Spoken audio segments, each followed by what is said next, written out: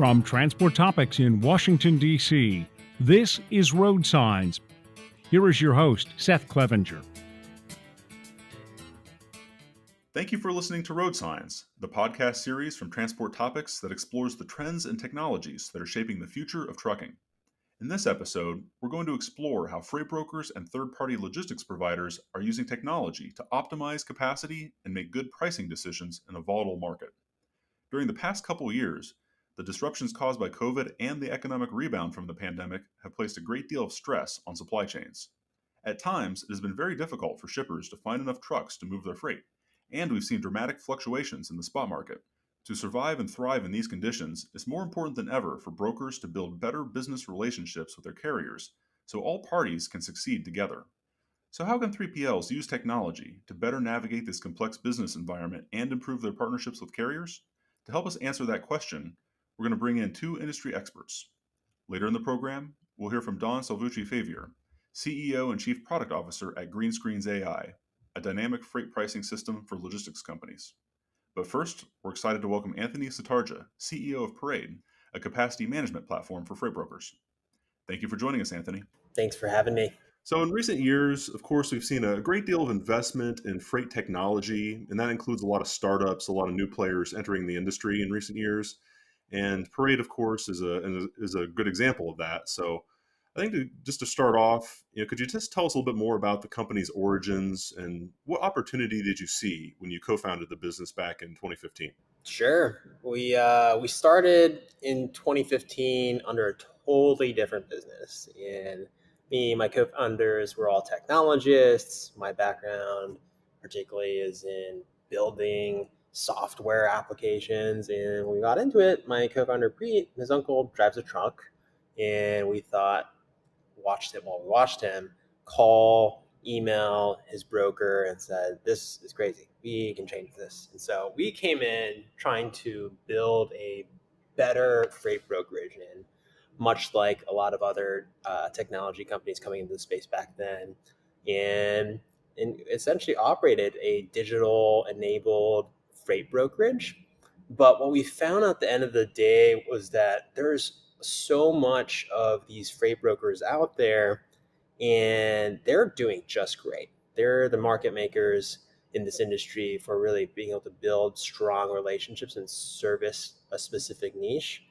And what they really need in this space isn't just another freight broker, is really they just need better tools. And as we looked at, over the, you might have seen this across the last few years as well, where you've got Uber Freight, you've got Convoy, these other digital freight brokers in the space beating the drum on, hey, let's go kill the freight brokers, replace them with apps and websites. And I think we all know now that's not really how this industry works. It's very service driven, very relationship based. And so for the rest of the 17,000 freight brokers out there, we thought, hey, there's an opportunity here to enable the mom and pop broker, the mid-market freight broker, to have best-in-class tools to join this digital revolution. Uber Freight, Convoy, some of the top enterprise brokerages like C.H. Robinson, Coyote, Echo, they've all built amazing technologies for themselves to operate digitally. But as the whole industry goes digital, let's make sure the little guys aren't left behind, the mid-market guys aren't left behind. And so we pride ourselves in where we are today in enabling brokers to go digital. How do we help them buy and sell truckload capacity online? And they do that today using Parade, what we call a capacity management system.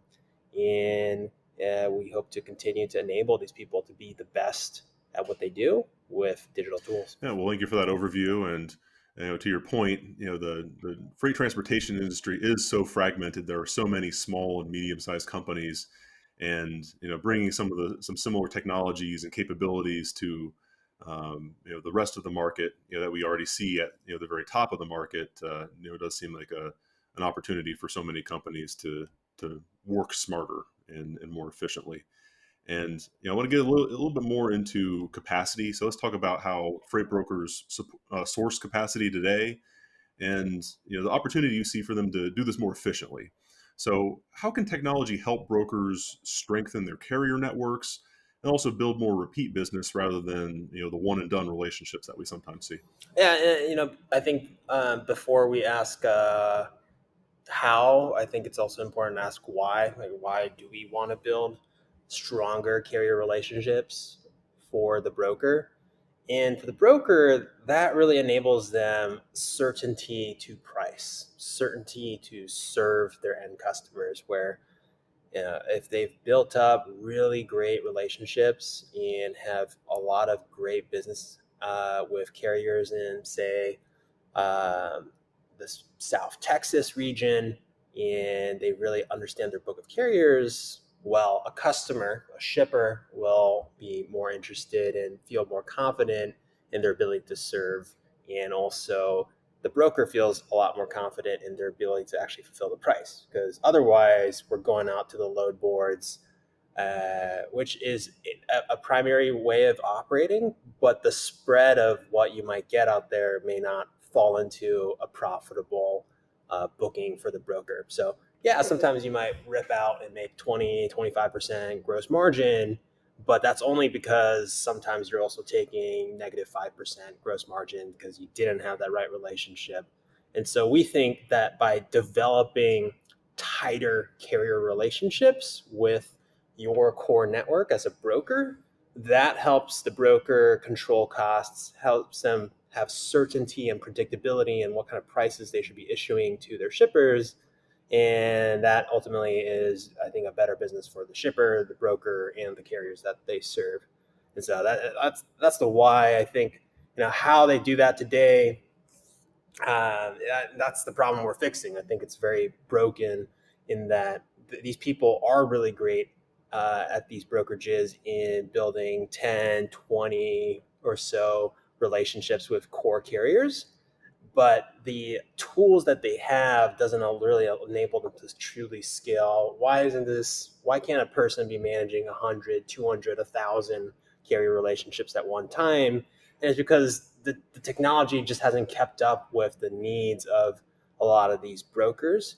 And so instead, they're reverting back to, all right, well, if I don't have the relationships, got to go to the load boards, got to go find these one and done carriers. And I think we're here to help them find better ways to build up those relationships faster, manage them more quickly, and ultimately help them grow their business. Yeah, sure. And another sort of macro trend I want to get into, of course, is this trend toward business process automation. Of course, we see that across the board, as a way to operate more efficiently. But how can capacity management help brokers and 3PLs start to automate more of that booking process? Yeah, and so booking automation to us means that the carrier can go self-transact by themselves without having to call the broker, check the requirements. Broker feels like this carrier can do the load, they have the right insurance requirements too, and they figure out a rate, and then they send the rate confirmation, make sure it gets signed. All these steps just add a lot of unnecessary friction in transacting between the broker and carrier, and so booking automation compresses that down. Usually, it takes about an hour at most to find the right truck, negotiate, do all the what I just said to cover one load per person in an hour. And I think by streamlining that process, the booking automation can compress that down to, essentially a single click. And the way we think about that parade for a lot of our customers is in two camps. There's booking automation with your core carriers. So I already know and trust this trucking company and the service levels that they provide. They know how to use the tracking tools that we've purchased as well.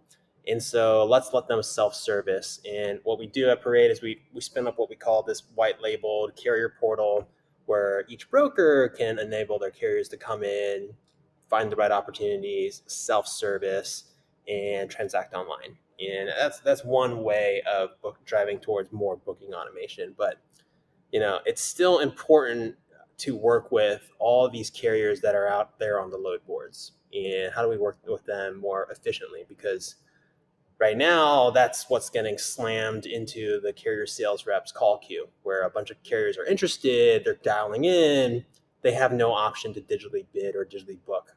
And Parade's changed that. So we've integrated with DAT, we've integrated with a lot of these other load boards and carrier marketplaces in a digital first approach, which means that the broker, when they post freight out to DAT, they're not, the carriers there, the call to action isn't just to call or email back the broker when they're interested, is to digitally book, digitally bid, and enable that booking automation. So whether you're using some of the one and done carriers or carriers out there on these carrier networks or load boards, or you're developing your own private network carriers, booking automation needs to support transacting with all these different audiences, no matter where carriers do business. Now, another big trend, again, this is a technology trend that really applies to virtually every industry, but we see a lot in trucking and freight as well, and that's artificial intelligence and machine learning.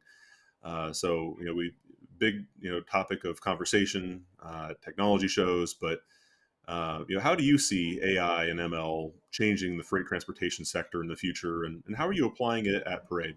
I think as more things get digital, more and more opportunities present itself on enabling machine learning and AI to truly enable these people to do business or analyze situations more efficiently with more confidence.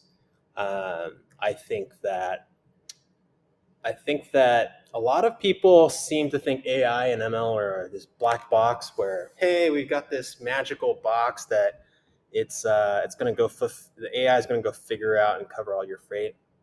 That's a great vision, but that's just not how it works.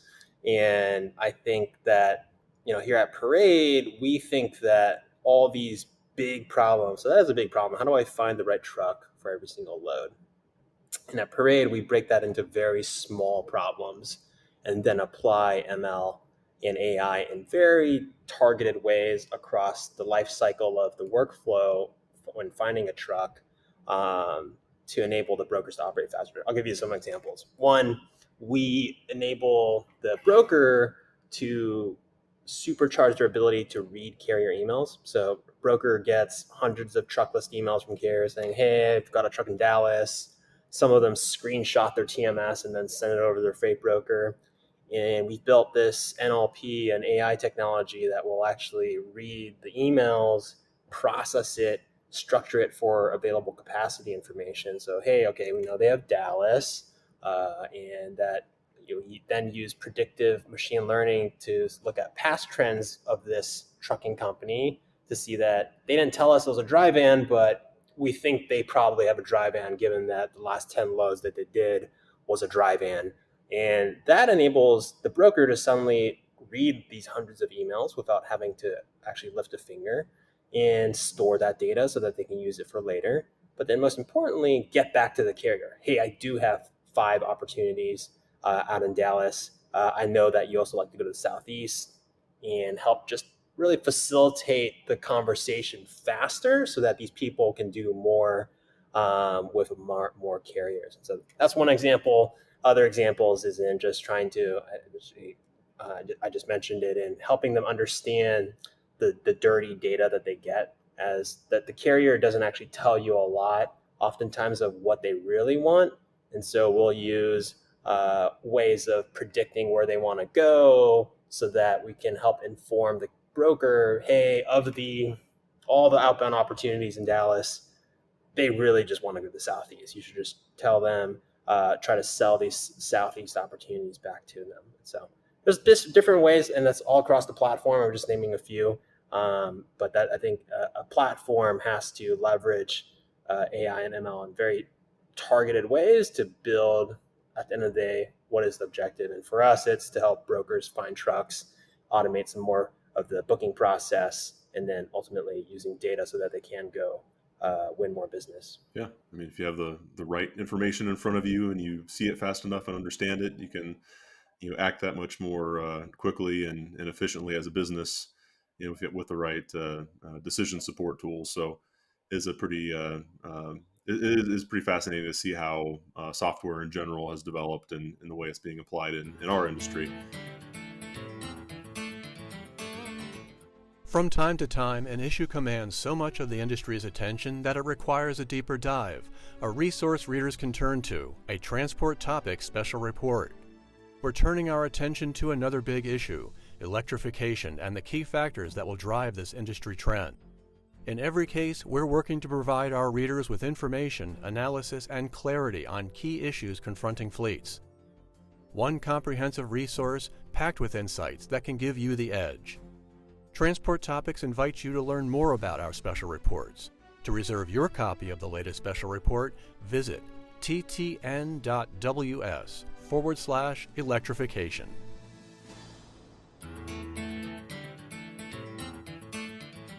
I did want to talk to you a little bit more about the freight market, trends specifically. Looking back at last year, of course, 2021 was just really a banner year for brokers. Freight demand was really strong during the economic recovery from the pandemic. At the same time, capacity was very tight. So shippers were just really struggling to find trucks. And, this year we've seen the market, has been turning and capacity has loosened up quite a bit. So from your vantage point and from what you hear from your customers, how is this changing the way that brokers are thinking about sourcing capacity, and what do you think companies are going to need to do, to adjust to the shift in the freight market moving forward? Yeah, I appreciate the question. I think let's not forget that last year was very abnormal, skyrocketing demand, and I think a lot of it due to post-pandemic bursts in demand. And so I think relatively looking pre-pandemic, we're still at pretty elevated levels of freight. Yeah, it's not the peak that we just saw, but you compare year over years, it's still up there. And I think another thing that we look at is also just where the suppliers' inventories are at, and they haven't even recovered as well. Where inventories are still all-time low, they're rising, but compare it to pre-pandemic levels, compare it to even the Great Recession in '08, we're nowhere near towards where inventories levels were, and that means things need to continue to get shipped, things need to continue to restock, and so we think that demand continues to be pretty stable throughout the next year. But say it does soften up further. How does this change how a broker should think about sourcing capacity? And I think the freight markets are cyclical, and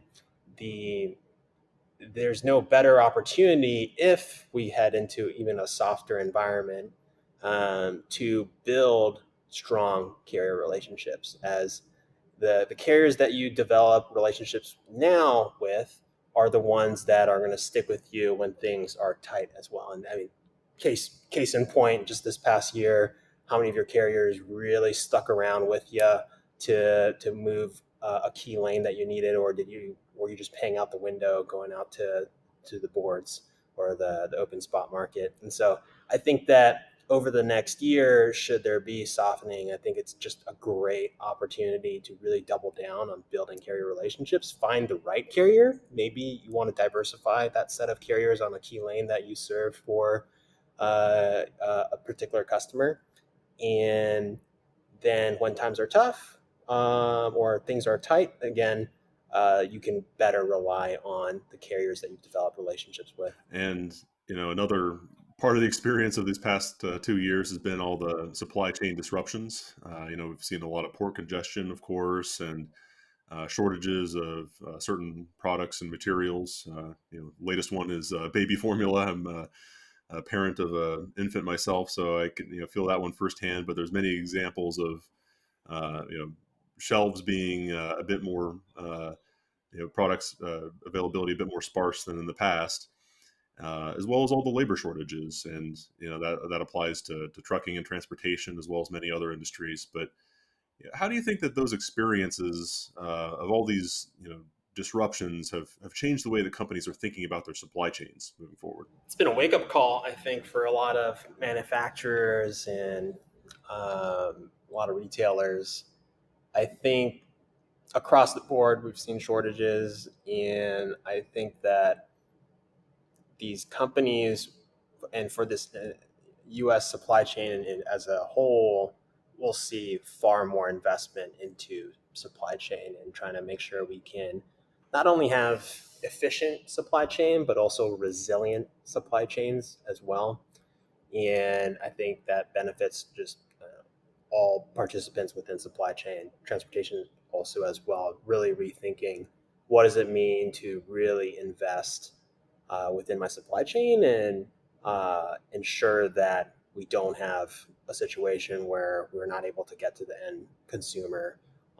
So it's a bigger problem than just transport. It goes down to everything towards the suppliers and even raw materials. But I think people, just as a whole, more investment into supply chain.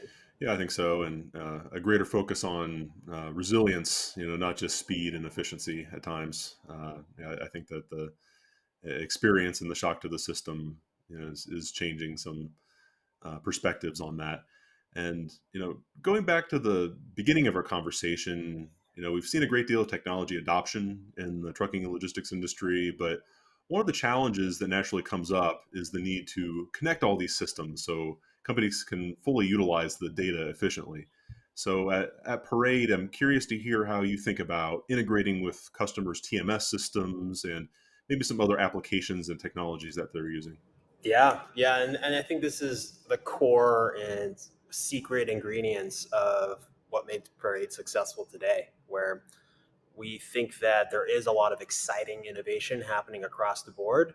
And how do we make sure that these innovations are really connecting together, working together to provide more value for, in our case, enabling our brokers to gain more efficiencies, find trucks faster, book more freight. And the way we think about this is, first and foremost, the TMS. TMS is that core, tried and true operating system for the freight broker. And we layer on top of the TMS. And so we've worked with all these different TMSs out there, McLeod, Algex, Ty, and many others as well. And we've layered on top in a way to supercharge the capabilities of the freight broker to buy and sell truckload capacity. A lot of other problems that the brokers focused on, enabling and providing service for their end customers and helping out the carriers. But at its core, how do we just help the broker buy and sell truckload capacity? And so we've worked with TMS partners closely on defining what APIs look like to transact in the digital future, what carrier data truly needs to get stored, and help accelerate the process of storing more carrier data, enabling brokers to truly transact digitally at scale. But also, it's connecting with the rest of the freight tech ecosystem. And so you've got these carrier onboarding tools out there like RMIS, My Carrier Packets.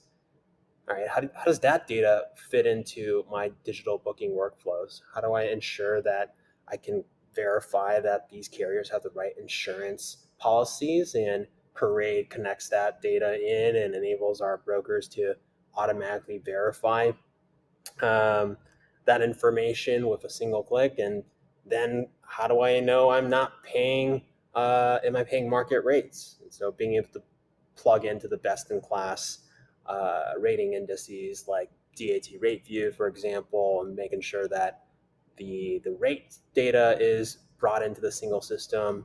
But then I think most excitingly, that what we've led and spearheaded on here at Parade is connecting to all the innovation happening in the trucking company space, where there's a lot of investment, not in just these digital freight brokerages, but also the truckers themselves, and enabling them to run a better lifestyle, run their own businesses. So there's things like Cloud Trucks, some of these companies that are digital dispatch services like Smart Hop. They're building a new technology platform and softwares for the truckers to run their business.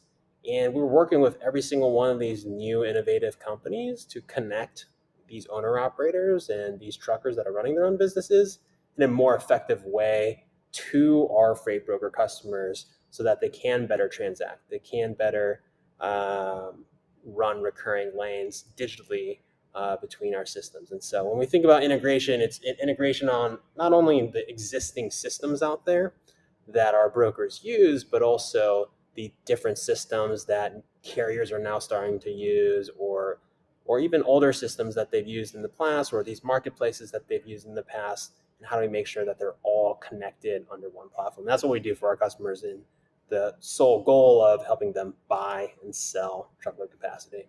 For sure. And before we wrap up here, I always like to end on a forward-looking question.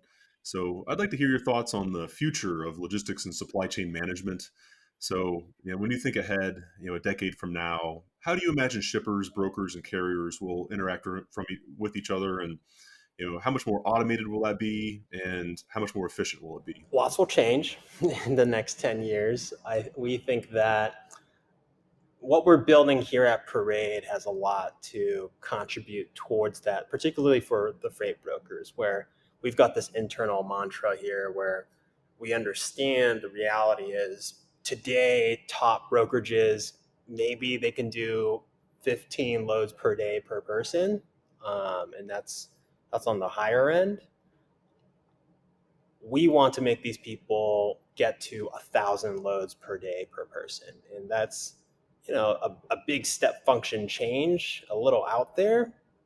But with the right technology, if you can truly manage relationships at scale, can find the right trucks digitally, not have to negotiate every conversation over the phone, but over a terminal-like interface, well, then you can achieve that kind of scale. And so as people get better at operating their businesses, the technology helps make the transaction more efficient so that they can do that. People often bundle the transaction or the work of doing the transaction with relationship building. That's what it is today. And so as technology gets better, you can really start to separate that out, let people operate at scale, do thousands of loads per day per person, and have people really drive forward on deeper services, deeper relationship building. If you're working with a customer as a broker, how do I provide best in class service? I've got the transport, but are there other things that I can help coordinate and make sure things really go smoothly and take on even more business for you? And so we think that technology will help people operate at scale. Brokers will do a lot more freight per person in the future, but that also gives them the luxury to then also expand into other service lines and really become trusted partners with whatever their niche and core audience looks like in terms of who they serve. Yeah, well, for sure, the opportunities are pretty fascinating, and it will be really interesting to see this all evolve in the coming years. This has been a really good conversation, Anthony, but I think that's a good place to leave it. So, again, thank you for joining the podcast and sharing your insights. Really appreciated having you on. Thanks, Seth. Thanks for having me. Transport topics in one word: authoritative. Knowledge. Outstanding. Reliable. We ask Transport Topics readers to describe us in one word. Informative. Informative. Integrity. The Bible. Authoritative. The authority. Transportation information, that's two, but I gotta have it both. Physically large. Oh, that's 2 words. Visit influence.ttnews.com/say hello to find out what they're talking about. Next on RoadSigns, we're very excited to welcome Don Salvucci-Favier, CEO and Chief Product Officer at Greenscreens AI, which provides a dynamic freight pricing system for logistics companies. Thanks for joining us, Don. Thanks so much for having me, Seth. A pleasure to be here. So technology adoption, of course, has really been transforming the way that shippers, carriers, and brokers do business together. And that includes a growing focus on freight pricing and market intelligence, especially when you consider all the freight market volatility we've seen over the past 2 years during the pandemic. So, Don, what factors do you see driving this greater emphasis on freight rate visibility And what are you hearing from your customers? Yeah, Seth, I mean, look, for all the bad that came from the pandemic era, as a longtime supply chain geek, I think that this is maybe one of the few positive outcomes in that it's really put a spotlight on the need for supply chain resilience, and rates are really a big part of that. We've seen a sustained period of historically high rates that at the beginning caused a lot of carriers and LSPs to really be underwater on their contracts with their shippers. And while many were able to renegotiate those, some were not. And ultimately, everyone needed to adapt to higher prices. We've seen over the past 18 to 24 months, but at the expense of many companies' budgets and certainly consumer prices, right? But now the tables are turning again, and as they always do, right? Like I said, we've just come through with freight rates that were historically high from both the increase and the duration of the cycle. But at the end of the day, it's just that. It's just another cycle that this isn't new. We've gone through this every 2 to 3 years, and experts are predicting that, there's going to be yet many more of these cycles. So my hope is that the lesson that we've learned from all of this from the past couple of years is that shippers and carriers and LSPs will begin to establish more true partnerships. And partnership is a word that gets thrown around, which usually means give me lower rates, right? But more true partnerships that will allow all parties to ride the wave together and establish more sustainable relationships that aren't just price driven. Yeah, certainly is a cyclical industry, but you know, if collaboration can find ways to ease some of those cycles and help everybody win, that seems to be a real opportunity, in our industry. And looking more specifically at green screens, your pricing platform combines aggregated market data as well as your customers' own data internally to come up with these predictive market pricing that's really specific to that specific broker or 3PL. So could you just tell us a little bit more about how that works? How do you combine those different data sources to produce your freight rate information? So there's really three primary inputs into our machine learning engine. The first is, as you said, the customer's own historical price and volume data. The second would be the aggregated data of the Green Screens network. So all of our customers are submitting their data, and that data gets cleaned and anonymized and used to inform the engine. And then the third input is external third party data, such as economic indicators and volume indicators that are more an indication of supply and demand and market activity than price. So when we bring a new customer into our network, the first thing we do is we work with that customer to sanitize that data using some adjustable data filters that are really intended to protect the algorithm from potentially dirty data or outliers. Outliers being, maybe that last minute load that you need to move at any cost, or that screaming great rate that you get from a carrier just because you've created a backhaul opportunity for him or her that aren't really representative of what a true market rate would be. Obviously, we don't want those influencing the algorithm. And there's some other things that we're filtering for too. But once that data is cleansed and analyzed, we use a year or more of that company's history to teach our machine learning model about the buying behavior and the characteristics and the freight mix of that company. As the customer then continues to book new freight, that data continues to be updated and cleansed on at least a daily basis. And the algorithm is continuously retrained and relearning about what is happening, not only within that company, but again, within the aggregated data within the Green Screens network and the third party data that we're bringing in. So, all of the customer's data, as I said, is anonymized and aggregated so that all of that data is used to predict a highly accurate rate for each individual customer based on their own specific buying power and behavior against what the rest of the network and the market is doing. So the customer not only receives a personalized target buy rate of what they're going to pay a carrier, but also has visibility to the optimized network rate, and they can also see how their buying or their target rate compares to where the network is buying. And we also use confidence scores and carrier acceptance data to show a user how easy or hard it would be to secure capacity at that rate. So the algorithm says this is the rate you should be paying, and here's how hard or easy it's going to be to actually buy at that rate. And then finally, we're also providing our customers with a suggested sell price. So we're not only telling them the rate they should buy at, but also a suggested sell rate. And that sell price is really a markup of that optimized buy rate, with that markup being determined either by rules the customer has established for their business or based on their historic win rate and margin for that lane or for that customer. Sure. And you touched on this already, but companies today, of course, are just gathering vast amounts of data. And some of the companies out there are beginning to use artificial intelligence and machine learning to help filter and translate some of that information into something that's really actionable. Something that's a real business insight.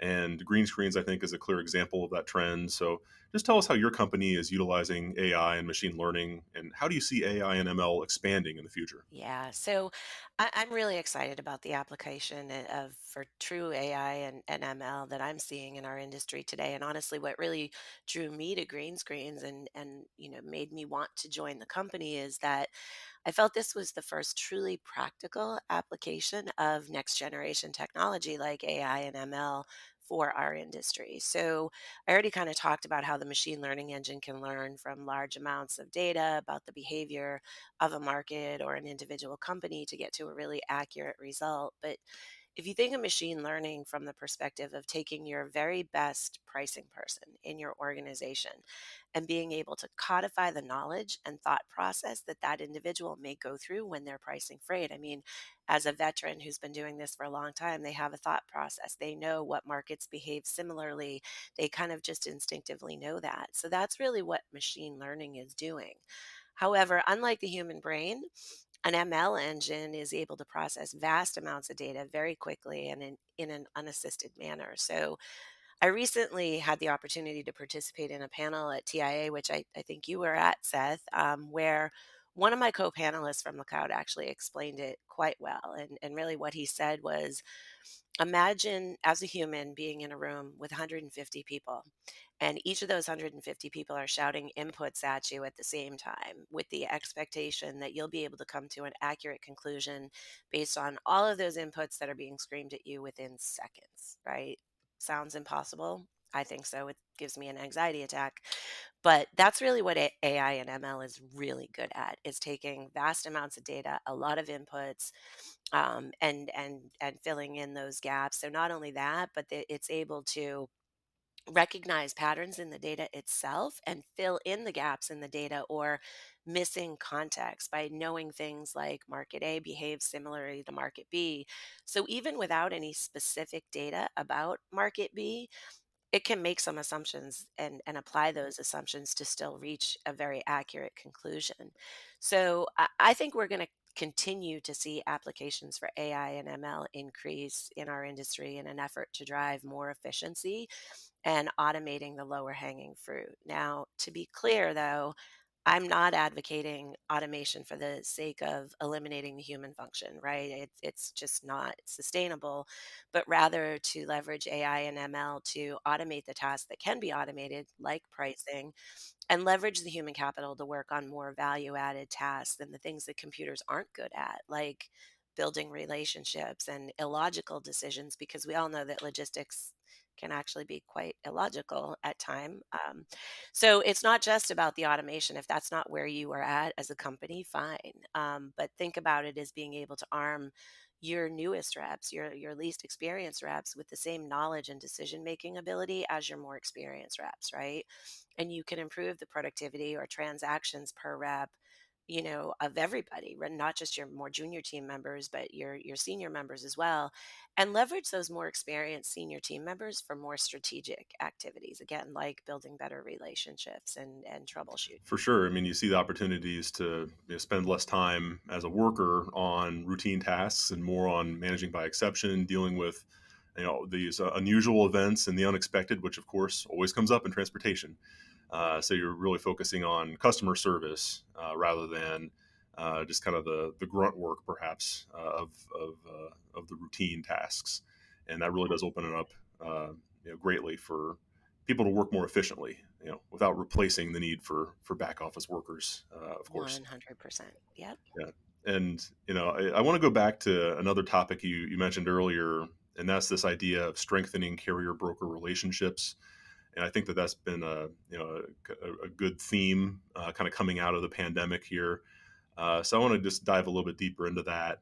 What kind of opportunities do you see for technology and data to really help carriers and brokers work together more efficiently in a way that really benefits everyone? Yeah. So, one of the really cool things that we're seeing with our customers is the ability to help them not only price better on a transactional basis, but to use the data that's the byproduct of these transactional optimization problems to help them create better pricing strategies and really a portfolio. We call it a carrier portfolio management program, if you will.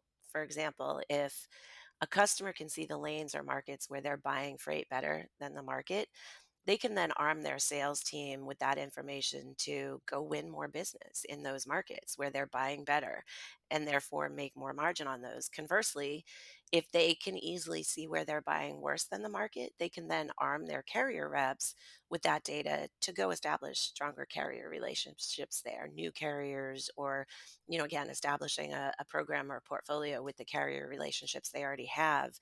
And if they're able to see where a market is trending days in advance, they can easily adjust the amount instead of in arrears, right? What happened 3 days ago, or, but what's the trend going forward? They're able to easily adjust the amount of freight that they'll accept in those areas before it becomes a problem, right? Before capacity has already crunched or before the rates have gone through the roof and they're losing margin on it. So, we also recently announced a partnership with Freight Friend, and this is just one example of our partnerships, but that includes a bi-directional integration between our products. So on the green screen side, a user can not only see the suggested pricing information from a lane, but also their top carriers that have been moving that lane for them. And they can see the carrier's match score from Freight Friend in green screen. So if they wanted to see more carriers, on the Freight Friend side, they can just link directly over to there. But with this integration, it also allows them to have a dialogue with a carrier about bundling lanes together, which is a win win for both sides, right? So maybe the carrier can't take the lane that you initially contacted them about, but hey, I also have these other 7 lanes that you're a match for. Can you take any one of these? But I would say if we go and look even a little bit further in the future, I think that we have a huge opportunity to reform and remake the way we do procurement in our industry and make it a more iterative, more collaborative process overall, where that involves, sharing forecasts over multiple time periods, where, further out in the time horizon, there may be more soft commitments on price and capacity.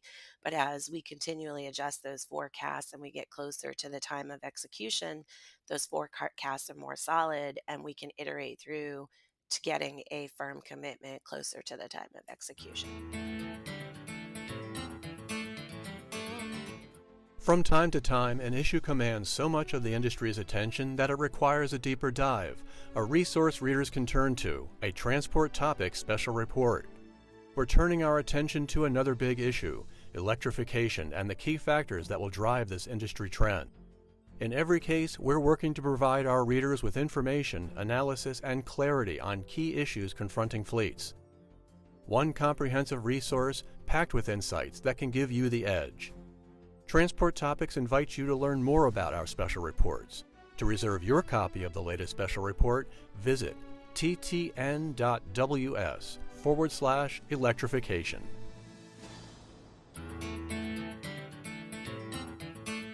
In recent years, one of the big topics we've heard, especially looking at freight brokerage, has been various forms of digital freight matching. Ways to streamline transactions and automate manual processes. We've been touching on this during this conversation as well, of course. But just how much growth potential do you see for digital freight matching to simplify the movement of freight? How automated can we get? I see this as a huge opportunity for the industry. So I just talked about a couple minor examples of that, but really, I think what's been missing to this point in, the solving the digital freight matching problem is a solid, accurate source of price, right? To support that, you need to get the price right in order for DFM to work.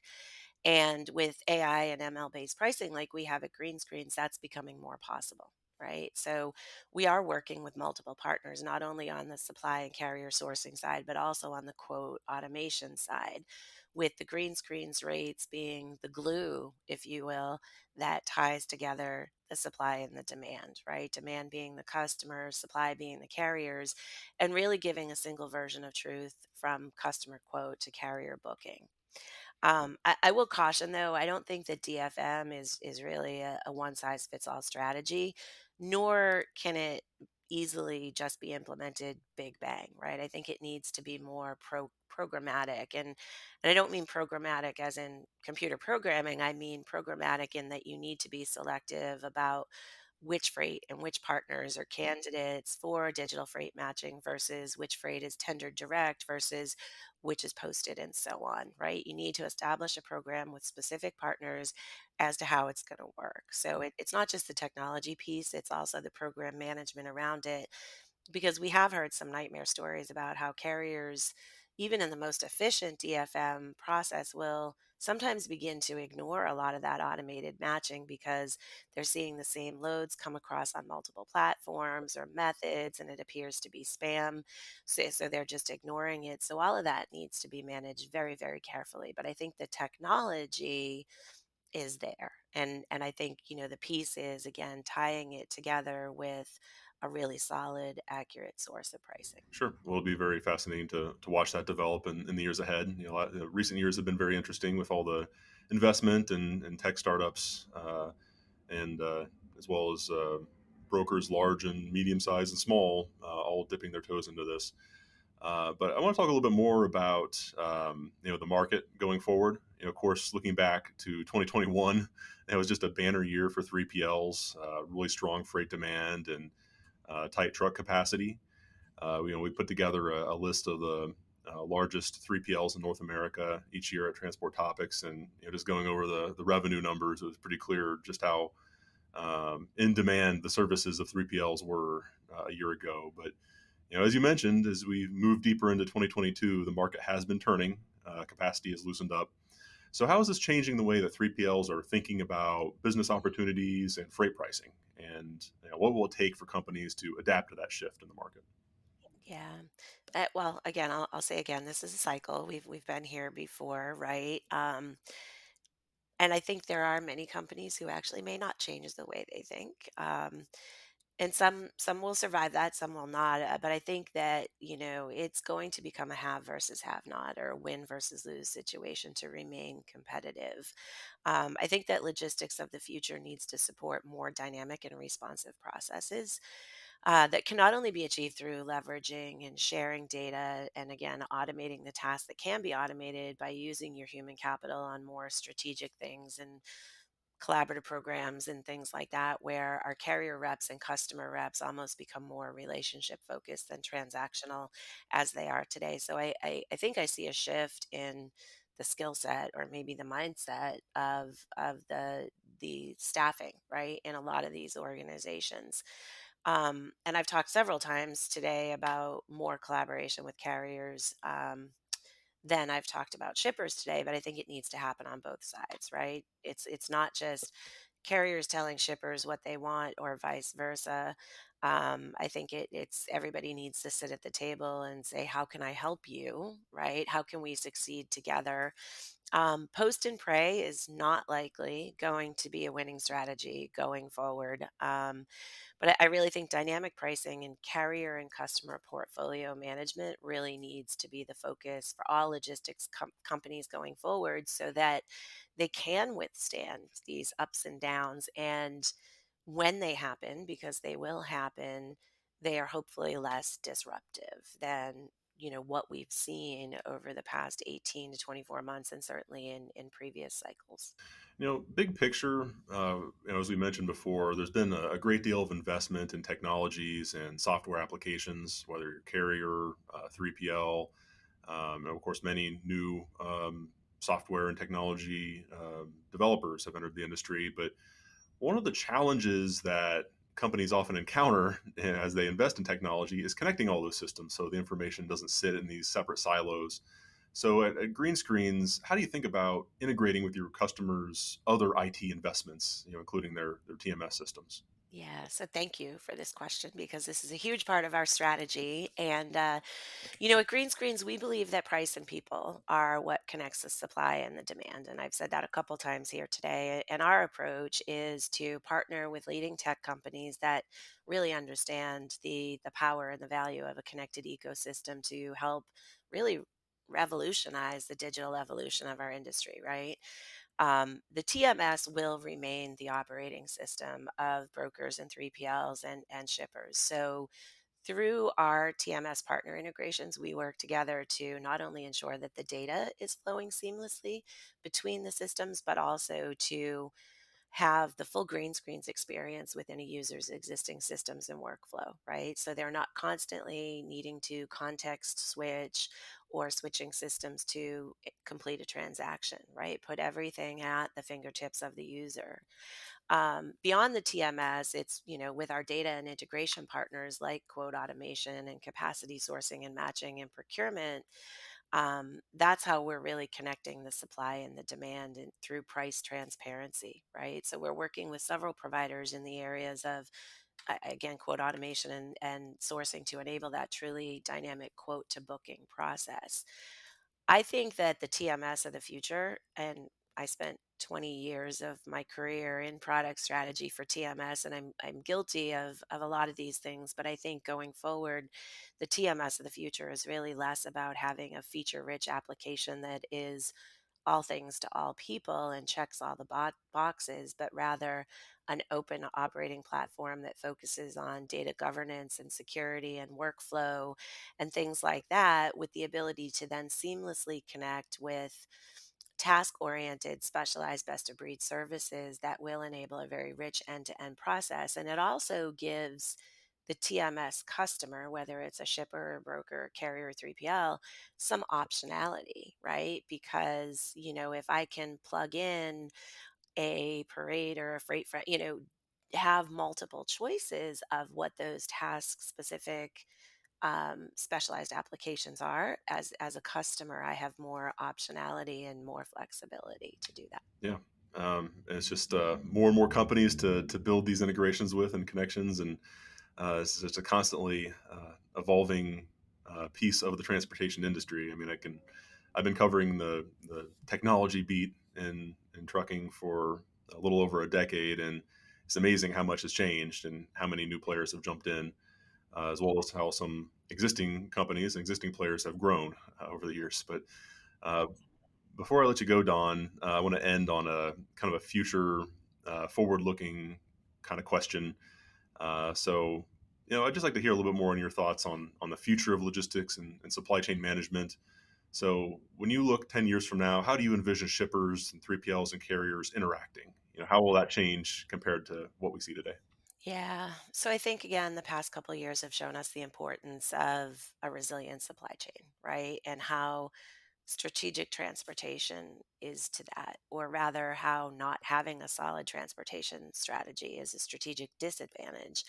And again, my hope, and I see signs that this is the case, is that we've learned from this experience and that we start working towards transportation being more inclusive and collaborative. And if you give me a minute here, I think in order to look ahead in the future, 10 years, I need to look back 15, where, I was at one time a co-chair of the VIX Collaborative Transportation Management Committee, right? And at that time, while my counterparts in other VIX committees in other parts of the supply chain were working to establish standards for collaborative demand forecasting and fulfillment practices through things like CPFR and things like that that are really well entrenched in our industry now, we could never really seem to get past collaboration in transportation being things like automated tendering and ASNs and track and trace almost all through EDI, right? And it was kind of frustrating, right?